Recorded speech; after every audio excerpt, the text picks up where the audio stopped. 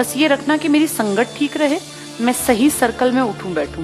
अगर तुमने गलत संगत पकड़ ली, यहाँ ना कोई किसी की जिम्मेदारी नहीं होती बेटा।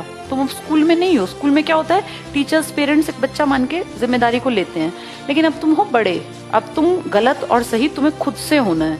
अब तुम अपने घर से चले आए और यहाँ नहीं पहुंचे, तो ना तो तुम्हारे पेरेंट्स को पता, ना हमें पता, ना तुम्हारे पीछे पीछे कोई जाए। अगर तुम्हें बिगड़ना है तो तुम्हें बिगड़ना है, तुम्हें कोई नहीं रोक सकता। तुम स्टेज पर उस पर आ गए हो।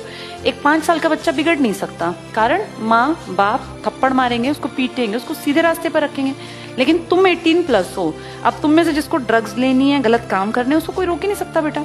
उसको तो ईश्वर ने गड्ढे में धक्का देने के लिए चुन लिया, और जिसको जिंदगी सेट करनी है ना, उसको भी कोई नहीं रोक सकता।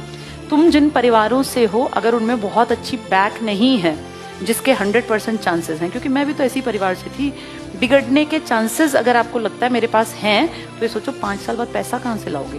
तुम्हारे पास कुछ भी नहीं है बेटा।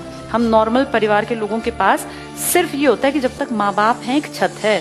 भगवान ना करे जिसके माँ बाप नहीं है, उनसे पूछ के देखो जरा, कुछ भी नहीं है ये माँ बाप। अब तुम अपने माँ बाप को देखो, वो बुजुर्ग होने की तरफ चल पड़े। तुम में से किसी के माँ बाप 30-35 साल के तो मिलने नहीं। जब तुम 20-20 के हो, 22 के हो, 18 के हो, तो तुम्हारे पेरेंट्स 100% 45 ईयर्स के आसपास होंगे।